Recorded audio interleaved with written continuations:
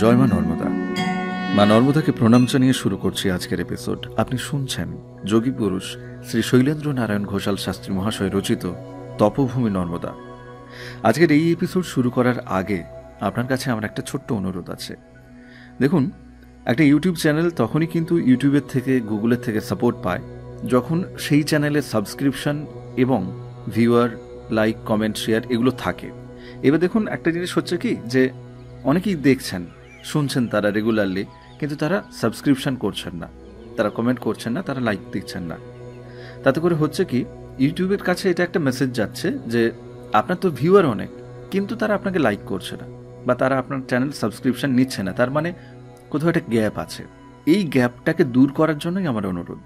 এটা ঠিক যে হয়তো আপনি প্রত্যেকটা এপিসোড শোনার মতো আপনার কাছে সময় হয় না, ঠিক কথা, কিন্তু তবুও যেহেতু এটা ফ্রি অফ কস্ট, তাই অন্তত আপনি প্লিজ সাবস্ক্রিপশনটা করে রাখুন। আসুন শুরু করা যাক আজকের এই পরিক্রমা। যেখানে গাঁঠরি ফেলে গেছিলাম সেখানে এসে গাঁঠরি পুনরায় কাঁধে তুলে নিলাম। কুমডুলুতে জল ভরবার জন্য নর্মদার ঘাটে নেমে চোখে মুখে জল নিয়ে কুমডুলুতে জল ভরে আমি সবেমাত্র উঠেছি, দেখলাম একটা নীল গায়ের পেছনে একপাল নেকড়ে দৌড়ে চলে গেল। আচ্ছা, আমার গায়ের গন্ধ কি ওরা পায়নি? শুনেছি মানুষের গায়ের গন্ধ নাকি অনেক দূর থেকে ওদের নাকে ঢোকে। আমার গায়ের গন্ধ পেলে কিংবা আমাকে দেখতে পেলে, আমি যদি সারাদিন এবং সারা রাত এই নর্মদার জলে নেমে আমি দাঁড়িয়ে থাকতাম, তাহলে ওরা তীরে দাঁড়িয়ে অপেক্ষা করত, কিছুতেই আমাকে ছেড়ে যেত না। যাই হোক, আমি তটে উঠে হাঁটতে লাগলাম। বেলা বোধহয় 10টা নাগাদ আমি পৌঁছে গেলাম বাগদী সঙ্গমে। পাহাড়ের উপর থেকে সেগুন বনের মধ্য দিয়ে একটা ছোট নদী বয়ে আসছে দেখতে পেলাম। বুঝলাম এটাই হচ্ছে বাগদী সঙ্গম। না, এখানে কোনো মন্দির চোখে পড়ল না। এত দূর এলাম, কোনো মানুষজনও চোখে পড়ল না। জঙ্গল ক্রমে ঘন হচ্ছে, মনে আতঙ্ক জাগানো সেগুন বনের বিভৎসতার মধ্যে আমি সজ্ঞানে প্রবেশ করছি। এ এমন এক জঙ্গল যার কোনো শ্রী নেই, ছাদ নেই। মর্মর মরাত করে শব্দ পেলাম। আমি থমকে দাঁড়িয়ে পড়লাম। কিছু দূরেই সেগুন বনের মধ্যে ছোট ছোট গাছ দুলে উঠল। বাঘ নাকি? মনে হওয়া মাত্রই আমি সুমিত দাসজির শেখানো মন্ত্রে গণ্ডি টেনে দাঁড়াবো কিনা ভাবছি, এমন সময় আমি দেখতে পেলাম একটা বুনো হাতির বাচ্চা হেলে দুলে ছোট সেগুন গাছ চিবোতে চিবোতে সে বেরিয়ে এলো। কালো মেঘের মতো তার গায়ের রং, যেন একখণ্ড জমাট মেঘ এই সেগুন বনের মধ্য দিয়ে অতিক্রম করে যাচ্ছে। আমি কয়েকটা বড় সেগুন গাছের আড়ালে দাঁড়িয়ে বাবাকে স্মরণ করতে লাগলাম। হাতিটা চলে যেতেই আবার আমি হাঁটতে লাগলাম। চৈত্র মাস, সূর্যের তেজ বেশ বেড়ে গেছে। গায়ের ঘামে আলখাল্লাটা ভিজে জবজবে হয়ে গেছে। শুকনো সেগুন গাছের পাতার উপর পা দিলে পাতা যে পায়ে ফুটে যায়, এই প্রথম আমি তা অনুভব করলাম। একটা বেল গাছের তলায় দেখলাম অনেকগুলো বড় বড় বেল পড়ে আছে। পাকা দেখে একটা বেল আমি কুড়িয়ে নিলাম, ঝোলায় পড়লাম। ছায়া পথ ধরে আমি হাঁটতে থাকলাম। এসে পড়লাম এমন একটা স্থানে যেখানে গাছের জটলা অপেক্ষাকৃত কম। আকাশের দিকে তাকিয়ে সূর্যকে লম্বভাবে কিরণ দিতে দেখে আমি অনুমান করলাম বেলা 12টা বেজে গেছে। ঘাটের দিকে নেমে গেলাম আরেকবার স্নান করতে। ঘাটের গায়ে একটা বড় পাথরের চাঙড়ের উপর আমি গাঁঠরিটা সবেমাত্র রেখেছি। হঠাৎ সেই পাথরের তলা থেকে ফনা বিস্তার করে বেরিয়ে পড়ল একটা বিরাট লম্বা সাপ। পিঙ্গল বর্ণের এই রকম সাপ আমি জীবনে কখনো দেখিনি। আমি দ্রুত সুমের দাসজির মন্ত্রে গণ্ডি টেনে দাঁড়িয়ে রইলাম। সাপের ক্রুদ্ধ গর্জন এবং পুনঃ পুনঃ লকলকে জিহ্বা বের করতে দেখে ভয়ের পরিবর্তে আমাদের কুলগুরু ঈশ্বর মহেশ গোস্বামীর কথা আমার মনে পড়ে গেল। মায়ের মুখে গল্প শুনেছি, এই গৃহযোগীর 6.5 ফুট দীর্ঘ গৌরকান্তি দেহ এবং তিলক লাঞ্ছিত প্রশস্ত ললাট দেখে যে কেউ বুঝত ইনি একজন অসাধারণ ব্যক্তি। কিন্তু তিনি অসাধারণ হয়েও সাধারণের সঙ্গে মিশতে পারতেন। সাধারণ চাষিভুষি ভক্তদের সঙ্গে দাবা খেলতে বসে যেতেন। একবার তিনি আমাদের গ্রামের বাড়িতে এসে দাবা খেলায় তন্ময় ছিলেন। এমন সময় গ্রামেরই এক গরিব ভক্ত এসে কেঁদে পড়ল। বাবা গো, আমার সব সর্বনাশ হয়ে গেছে। আমার বউকে খরিস সাপ কামড়েছে, দংশনের সঙ্গে সঙ্গে অজ্ঞান। এখন ওঝা এবং একজন ডাক্তার এসে বলছে আমার বউটা নাকি মরেই গেছে। বাবা গো, আমার সংসারটা তো ভেসেই গেল। এই দুটো ছোট ছোট বাচ্চাকে নিয়ে আমি কি করে বাঁচব? সে যতই ঢুকরে ঢুকরে কাঁদে এবং মাথা কুড়ে, ততই গুরুদেব তার সঙ্গী খেলোয়াড়কে বললেন, এই তোমার ঘোড়াকে আমি খেলাম, এই যে আমি নৌকার কিস্তিটা দিলাম। তার এইরকম উদাসীন এবং নিষ্করুণ ভাব দেখে আমার বাবা, তিনি অধৈর্য হয়ে বলে উঠলেন, গুরুদেব দয়া করে গরিবটার দিকে দৃষ্টি দেন। শুনেই তিনি তার নৌকা, রাজা আর বোর্ডের দিকে লক্ষ্য রেখেই তিনি বলতে লাগলেন, কি বললে? সাপ? সে থাকে কোথায়? তার জাত কি, গোত্র কি, নাম কি? যা যা যা, বিরক্ত করিস না, দেখবি যা যা, গিয়ে দেখ রোগী উঠে বসেছে, আসুন তাকে টক পান্তা খেতে দিবি, যা। পরে দেখা গেল সত্য সত্যই সেই সর্পদষ্ট রোগিনী সেরে উঠেছিল। আমি কুলগুরুর সেই ঘটনা স্মরণ করে সর্পরাজের উদ্দেশ্যে আমি বলতে লাগলাম, ওহে, তোমার নাম কি, তোমার গোত্র কি, কি জাত তোমার? সাপটা সহসা জঙ্গলের মধ্যে চলে গেল। আমি নিজেই আমার নিজের আচরণে আশ্চর্য হয়ে গেলাম। সেই কুলগুরুর পূর্ণ নাম ও গোত্র উল্লেখ করে মা নর্মদার জলে তর্পণ করতে ইচ্ছা হলো। স্নান তর্পণ সেরে বেলটা পাথরে ঠুকে ভেঙে মা নর্মদা মাতাকে নিবেদন করে আমি প্রসাদ পেলাম। ইষ্টনাম স্মরণ করতে করতে আমি এগিয়ে চললাম। পরিক্রমাবাসীদের পথ এইটা, সামান্য চলার দাগ মাত্র, দুদিকেই পাথর আর কাঁকর, পথের উপরেও ছোট বড় পাথর, তাও আবার ঝোপ গুল্মে ঢাকা। খালি পায়ে হাঁটতে কষ্ট হচ্ছে, কিন্তু তবুও উপায় নেই। লাফিয়ে ডিঙিয়ে হাতে লাঠি দিয়ে লতাপাতা সরিয়ে সরিয়ে চলতে লাগলাম আমি। এইভাবে প্রায় আধ মাইল হাঁটার পর আমি এমন একটা স্থানে এসে পৌঁছলাম যেখানে প্রায় 1.5 ফুট চওড়া পরিষ্কার পথের দাগ। সেগুন তো আছেন, তার সঙ্গে শিমুল, বেল, জামির, কাঁঠাল, চম্পক এবং অগস্তি গাছও দেখা যাচ্ছে। পথটা মোটামুটি অনুকূল হওয়ায় চলার গতি আমি বাড়িয়ে দিলাম। নর্মদা তার আপন বেগে এখানে বয়ে চলেছেন। নর্মদা এতদূর যেভাবে এঁকে বেঁকে আসছিলেন, এখানে এসে দেখছি তার জলরাশি যেন ক্রমেই উঁচু হতে নিচের দিকে প্রবাহিত হচ্ছে, অর্থাৎ জলের তলায় পাহাড়ের অংশটা ক্রমে ঢালুর দিকে বাঁক নিয়েছে। এইভাবে প্রায় 5-6 মাইল হাঁটার পর আমি এমন সেগুন বনের ভেতর ঢুকে গেলাম যেখানে সবই ছায়া ছায়া অন্ধকারে ঢাকা। বেলা অনুমান করলাম বড়জোর 2টো হবে। বনের প্রকৃতিটাই যেন একেবারে বদলে গেল। দুনিয়ার তাবৎ কবিকুলের উপরেই আমার রাগ জন্মালো। যারা রাজধানীর সুরম্য অট্টালিকায় বাস করে কিংবা শখের ভ্রমণে বেরিয়ে বাংলো বা হোটেলের জানালা দিয়ে পাহাড় দেখে সবুজ বনানীর লাবণ্যে উচ্ছ্বসিত হয়ে প্রাকৃতিক সৌন্দর্যের বর্ণনা করেছেন, আমার ইচ্ছা হলো তাদেরকে ঘাড় ধরে এখানে টেনে এনে বসিয়ে তাদের বলগাহীন কল্পনার দৌড়টা একবার দেখি। বড় অদ্ভুত এই বন। প্রত্যেক গাছের গুড়ি ও শাখা প্রশাখা পুরু শ্যাওলায় আবৃত্ত। প্রত্যেক গাছের ডাল, আর সেখান থেকে শ্যাওলা ঝুলছে।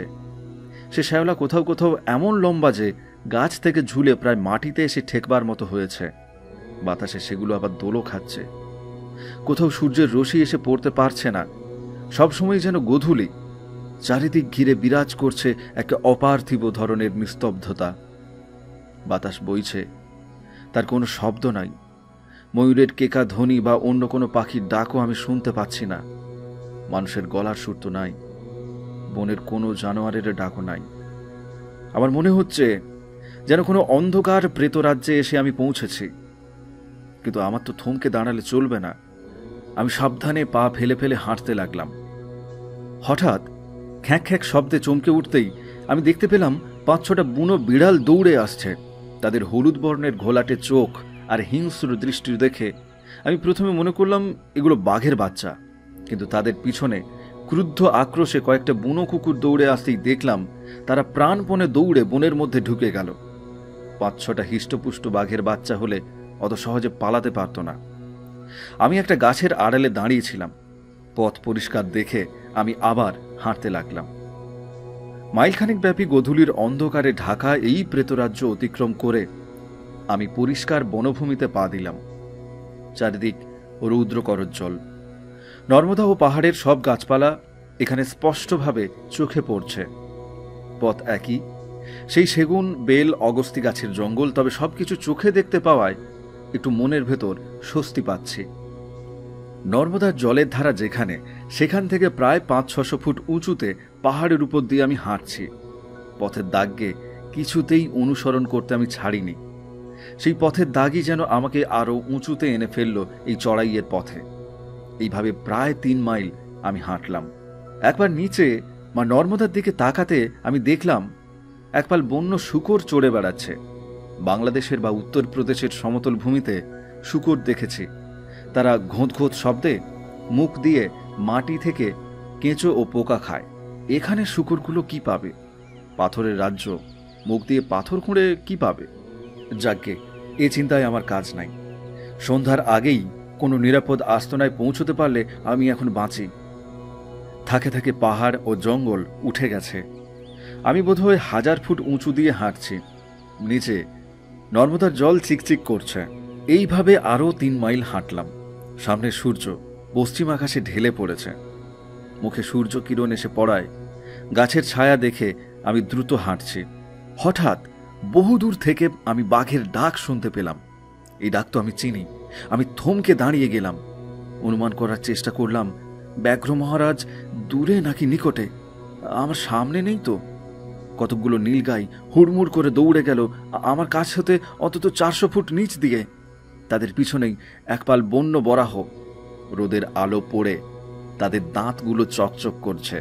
ক্রমে উদ্রয়ের পথে আমি নামতে লাগলাম। নর্মদা স্রোত নিম্নাভিমুখী হচ্ছে। অনেকক্ষণ হাঁটার পর নর্মদার কাছাকাছি এসে আমি পৌঁছে গেলাম। একই পরিচিত পথের চিহ্ন আমাকে ওঙ্কারেশ্বরের ঝাড়িতে চড়াই উতরাই করিয়ে ছাড়ল। বড় ক্লান্ত লাগছে, ঘামে ভিজে গেছি একেবারে। নর্মদার জলে হাত মুখ ধুয়ে পেট ভরে আমি জল খেলাম। আমার কানে ভেসে আসছে শিঙা ও ভিড়ির আওয়াজ। আমার মন আনন্দে দোলে উঠল। ভাবলাম কিছু দূরে নিশ্চয়ই পরিক্রমাবাসীদের জমায়েত ছাউনি ফেলেছে। তাদের কাছে পৌঁছতে পারলেই রাত্রির আশ্রয় আমি পেয়ে যাব। ভেরির আওয়াজ লক্ষ্য করে আমি দ্রুত তালে হাঁটতে লাগলাম। প্রায় 8 মাইল হাঁটার পর 3 জন লোককে দেখতে পেলাম। তাদের 2 জন কাঠের বোঝা মাথায় নিয়ে হাঁটছে, আর একজনের হাতে 3টে কুড়োল দেখতে পেলাম।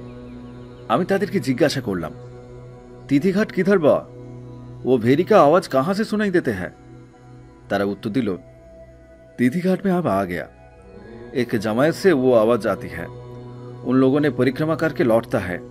अभी गर्मी काल में उनका परिक्रमा बंद रहेगा। এখানে কোনো মন্দির আছে যেখানে রাত্রে আমি থাকতে পারি? হ্যাঁ, আপনি আমাদের সঙ্গে আসুন। আমরা একটা শিব মন্দিরেই আছি। আমাদের গুরুদেবও সঙ্গে আছেন। আপনার থাকতে কোনো অসুবিধা হবে না। আমরা ওঙ্কার মান্ধাতার দিকেই যাচ্ছি। সেখানে গুরুদেব কিছু লোককে দীক্ষা দেবেন। আমরা শিবনারায়ণ সম্প্রদায়ের লোক। শিবনারায়ণ সম্প্রদায়ের নাম আমি কখনো শুনিনি। লোকগুলির বেশভূষাও সাধারণ লোকের মতো। তিলক, ত্রিপুণ্ডাদি, মালা, ঝোলা, কোনো কিছু সাম্প্রদায়িক চিহ্ন তাদের মধ্যে আমি দেখতে পাচ্ছি না। জমায়েতে শত শত লোকের সঙ্গে থাকার চেয়ে এই 4 জন লোকের সঙ্গে থাকাই সুবিধাজনক হবে, এই ভেবে তাদের সঙ্গেই আমি হাঁটতে লাগলাম। পথ চলতে চলতে তাদের মধ্যে একজন আমাকে জানালেন যে এই তিথিঘাট ফতেগড় স্টেটের অন্তর্গত। তাদের সন্তগুরু স্বয়ং অলোক নিরঞ্জনের অংশ। তার নাম পাতিরাম। আমরা একেশ্বরবাদী।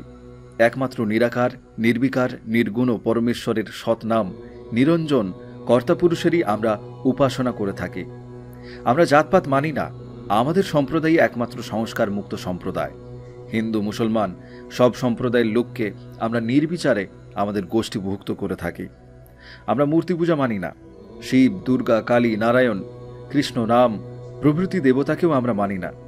তীর্থভ্রমণের আমাদের আস্থা নাই। হিন্দু শাস্ত্রোক্ত যাগযজ্ঞ ক্রিয়াকলাপও আমরা করি না। আমাদের সমাজে বিধবা বিবাহের প্রচলন আছে। এক কথায় বলুন না, হিন্দু ও মুসলমান সম্প্রদায়ে যে সমস্ত শ্রদ্ধেয় পূজনীয় বস্তু বা আচার বিচার আছে, আপনারা তার ঘোরতর বিরোধী। আপনাদের এই অভিনব সম্প্রদায়ের প্রবর্তক কে? কতদিন আগে এই ভারতবর্ষে এই সম্প্রদায়ের আবির্ভাব ঘটেছে একটু বলবেন? উত্তরপ্রদেশের গাজীপুর জেলার চন্দরার গ্রামে শিবনারায়ণ নামে এক ক্ষত্রিয়ের মধ্যে অলোক নিরঞ্জন কর্তাপুরুষের এক দিব্য ঋষি অন্তঃপ্রবিষ্ট হয়। তিনি সন্ত ধর্ম প্রচার করতে থাকেন। তার এই নামানুসারে এই সন্তমতের লোকেরা বর্তমানে শিবনারায়ণী সম্প্রদায় নামে পরিচিত। এই মধ্যপ্রদেশে গাজীপুর এবং আগ্রা অঞ্চলে আমাদের সম্প্রদায়ের বহু লোক বাস করে। তারা বর্তমানে আগ্রা প্রভৃতি স্থানে সন্তমত নামে যে নতুন এক সম্প্রদায়ের সৃষ্টি হয়েছে, তা আমাদের কর্তাগুরু শিবনারায়ণজির ভাবধারায় প্রভাবিত। মোহাম্মদ শাহের রাজত্বকালে কর্তাগুরুর আবির্ভাব ঘটে। তিনি সারা ভারতে প্রসিদ্ধি লাভ করেন। 1791 সংবতে তাঁর রচিত সন্তবিলাস, সন্ত সুন্দর, সন্ত আখেরি, সন্ত উপদেশ, শব্দাবলী এবং সন্ত মহিমা প্রকাশিত হয়। আপনাদের কলিকাতাতেও আমাদের সম্প্রদায়ের বহু লোক বাস করে। সন্ত বলদিরামের শিষ্য তারা। সেই বলদিরামের শিষ্য সন্ত পাতিরামকে এখনই মন্দিরে গিয়ে দর্শন করবেন। কথা বলতে বলতেই মন্দিরে এসে পৌঁছে গেলাম। মন্দিরের গোপুর মেয়ে দেখলাম একজন নধরকান্তি পুরুষ বসে আছেন। বয়স বড় জোর 50 হবে, দেখতে সুপুরুষই বটে। গলায় একটা সরু সোনার চেন। কাঠের বোঝা ফেলে দিয়েই তারা তিনজনে সমস্বরে বলে উঠলেন, বান্দেকি কাতা গুরু, আপনিও অলোক পুরুষ। বলেই সবাই সাষ্টাঙ্গে প্রণিপাত করলেন। যে লোকটির সঙ্গে কথা বলতে বলতে আসছিলাম তিনি গুরুদেবকে আমার পরিচয় দিলেন। তিনি আমার দিকে তাকিয়ে আও মেরে রাম বলে সাদরে আহ্বান করলেন। আমি তাড়াতাড়ি গাঁঠরি ফেলে দিয়ে মা নর্মদায় স্নান করতে নামলাম। পর্বতের আড়ালে সূর্য পড়ে গেলেও তখনও চারিদিকে আলো আছে, তখনও সূর্যাস্ত হয়নি। আমি মন্দিরে ঢুকে শিবের মাথায় জল ঢালতে গিয়ে দেখি শিবলিঙ্গের উপর গুরু মহারাজের কর্তা ও মেরজাই রাখা রয়েছে। গুরু মহারাজের ইঙ্গিতে তার একজন অনুচর সেই দুখানা সরিয়ে রাখলেন। আমি শিবের মাথায় জল ঢাললাম। আমি জল ঢালতে ঢালতেই শুনতে পেলাম গুরু মহারাজ দোহা আওড়াচ্ছেন, ইনসান হোকে না পূজা দেও পাত্থর, ইহ লোক দুঃখ পাবে পড়ে নরক ঘোর। অর্থাৎ মনুষ্য জন্ম গ্রহণ করে যে লোক দেবতা ভেবে পাথরকে পূজা করে তারা ইহলোকে দুঃখ ভোগ করে, অন্তে ঘোর নরক ভোগ করে। যেও নেহি সতী দুজাপতি ভাবে, তাই সে সন্তজন পরদেব না সেবে। অর্থাৎ সতী নারী যেমন পরপুরুষের সেবা করে না, ঠিক তেমনিভাবে সন্তজন নিজ গুরু ছাড়া অন্য কোনো দেবতার পূজা করে না। শিবকে প্রণাম করে উঠে আমি ভাবতে লাগলাম, দেওয়ানিজির কথা মতো এই তিথি ঘাটে ভালো সাথী আমি পেলাম বটে। এদের সঙ্গে ওঙ্কার মান্ধাতা পর্যন্ত যাওয়া খুব সুখকর হবে বলে আমার মনে হচ্ছে না। মন্দিরের বাইরে এসে দেখলাম তখনও দিনের আলো আছে। সন্ত মহারাজ সাদরে ডেকে আমাকে পাশে বসালেন এবং একজন লোককে বললেন, ডান্ডারা লে আও। লোকটি দ্রুত মন্দিরে ঢুকে এক থালা লাড্ডু এনে আমাকে দিলেন। বুঝলাম এরা মিষ্টান্ন ভোজনকে ডান্ডারা বলেন। যাক বাবা, বাঁচা গেল। ডান্ডারা তাহলে ডান্ডা প্রহার নয়। শান্ত মহারাজ অত্যন্ত মিষ্টভাষী। আমাকে আদর করে বললেন, मेरे राम खाना शुरू करिए, अभी तक शाम नहीं हुआ। हमको पता है পরিক্রমাবাসী সাঁঝ হো জানে সে কুছ নেই লেতে হ্যায়। একটা বেল ছাড়া সারাদিন আজ কিছুই আমার পেটে পড়েনি। আমি ক্ষুধার চোটে সেই এক থালা লাড্ডু সবই আমি খেয়ে ফেললাম। খেয়ে থালা ধুতে যাব, তিনি হাঁক পারলেন, শোভারাম। সঙ্গে সঙ্গে একজন লোক এসে আমার হাত থেকে থালাটা নিয়ে নর্মদাতে ধুতে গেলেন।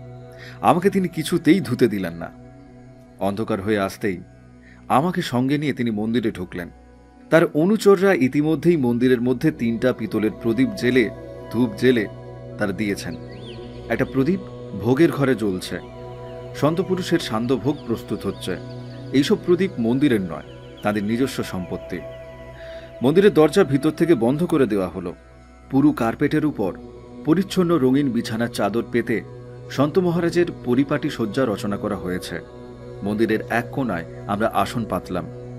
তারা 4 জন গুরু মহারাজকে ঘিরে উপাসনায় বসলেন। শোভারামজি ভজন আরম্ভ করলেন, যার অর্থ হচ্ছে এইরকম, যে দেশে নিত্য বসন্ত বিরাজিত, যেখানে দিন নাই রাত্রি নাই, ধরিত্রী আকাশ পাতালও নাই, সূর্যচন্দ্র তারাও নাই, বিনা দীপকেই যে দেশ আলোয় আলো হয়ে গেছে, বিনা জল বা সরোবর ছাড়াই, যেখানে অজস্র পদ্ম ও নানাবিধ ফুল ফুটে রয়েছে, যেখানের মধুবনে মধু নিয়ত ঝরছে, শিবনারায়ণ তা পান করছেন। সন্তরা বা সন্তমতিরাই কেবল তা পান করতে পারে। বন্দনা গান শেষ হতেই সকলেই একটা পাতলা কাপড়ে মুখ ঢেকে 2 কানে হাত চাপা দিয়ে বসে রইলেন। বুঝলাম শব্দ সাধনা হচ্ছে। 1 ঘন্টার মধ্যেই উপাসনা পর্ব শেষ হলো। সন্ত মহারাজ শোভারামকে বললেন, মেরে লিয়ে দুদুররাম লিয়াও। আমাকে বললেন, আমরা সত্যপথের পথিক, মন যা চাই আমরা তাই করি। ক্ষমা, সত্য এবং মিতাচার, এই 3 ধর্মকে আমরা প্রধান বলে মানি। মূর্তি পূজা, দেবদেবীর পূজা, ভেষ বা ভেগ ধারণকে আমরা ঘৃণা করি। অলোক পুরুষ পরমেশ্বরের কোনো গুণবাচক নাম জপে কোনো ফল হয় বলে আমরা মনে করি না। কর্তাপুরুষ অলোক নিরঞ্জন সকল জীবের মধ্যে শব্দ সর্বে বিরাজমান। সেই পথেই আমরা তাকে ধরার চেষ্টা করি। তুমি যদি দীক্ষা পাও তখন আমাদের গুহ্য সাধনার সংকেত তুমি জানতে পারবে। এই সময় শুভারাম একটা রূপার গ্লাসে কিছু তরল পদার্থ এনে দিলেন। বুঝলাম এইটাই সন্ত মহারাজের দুদুররাম, অর্থাৎ মদ। তিনি চুমুক দিতে লাগলেন, আর আমি নিজের মনে ভাবতে লাগলাম, সন্ত বাবাজি, ছোট জিনিসকে আটপৌরে ভাষায় পাতি বলা হয়, তা তুমি তো পাতি লেবু, পাতি হাঁস বা পাতি কাকের মতোই একটা পাতি রাম, অর্থাৎ ছোটখাটো একটা রাম মাত্র। তোমার ওই বড় রাম এলেও আমাকে তার সম্পত্তি করতে পারবে না। শালুক চিনেছ গোপাল ঠাকুর? হ্যাঁ, চিনেছ? আমি শুয়ে পড়ে চোখ বন্ধ করলাম। আজ সারাদিন খুব পরিশ্রম হয়েছে। পথের ক্লান্তি ছাড়াও যেসব আতঙ্ককর জিনিস চোখে পড়ছে তাতে মনের উপরেও খুব চোট পড়েছে। আমি সঙ্গে সঙ্গেই ঘুমিয়ে পড়লাম।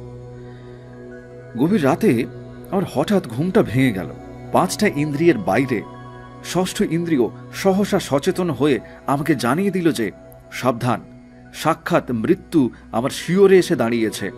ঘুম ভাঙতেই ক্ষীণ প্রদীপের আলোতে যা দেখলাম তাতে আমার সমস্ত শরীর শিউরে উঠল। ঘরের মধ্যে মেঝেতে ঘষ্টে ঘষ্টে একটা বড় গোখরা এগিয়ে গেছে সন্ত মহারাজের দিকে। মদের নেশায় তিনি ঘুমে অচৈতন্য হয়ে পড়ে আছেন। সঙ্গে সঙ্গে ভয়ে কাঠ হয়ে বিছানার উপর আমি উঠে বসলাম। মন্দিরের দরজার চৌখাট ঘেঁষে এগিয়ে আসছে জীবন্ত মৃত্যু, পাকা তেঁতুলের মতো রং, পাহাড়ি গোখরা। সাপ সাপ বলে চিৎকার করে উঠতেই সেই মৃত্যুদূত হঠাৎ সে আমার দিকে ঘুরে ফোঁস করে একটা বিরাট ফনা তুলেছে। সাপটা মেঝে থেকে প্রায় 2 ফুট উঁচু হয়ে উঠে গেছে। তার চোখ দুটো যেন জ্বলছে, যেন দুটো আলোর দানার মতো। কি ভীষণ শক্তি ও রাগ প্রকাশ পাচ্ছে তার চাবুকের মতো খাড়া উদ্যত তার ওই দেহটাতে। আমার মনে হলো এর হাত থেকে বাঁচা মানে আমাদের সকলেরই পুনর্জন্ম। সন্ত মহারাজের কোনো অনুচরও জেগে উঠে সবাইকে খোঁচা দিয়ে জাগিয়েছে। জেগে উঠেই তারা হুড়মুড় করে পাশের ভোগের ঘরে ঢুকে দরজা বন্ধ করল।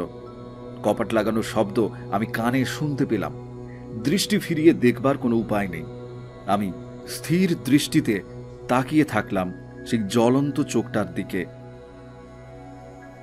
মা নর্মদাকে প্রণাম জানিয়ে এই এপিসোড এখানেই বিরাম দিচ্ছে।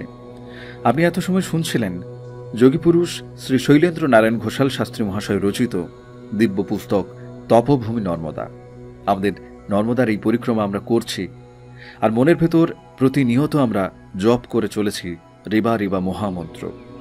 আমাদের এই পরিক্রমা তো চলবে এখনো, তাই আপনি অবশ্যই চ্যানেল সাবস্ক্রাইব করুন এবং সঙ্গে থাকুন। মা নর্মদার কৃপা আপনার উপর বর্ষিত হোক। নমস্কার।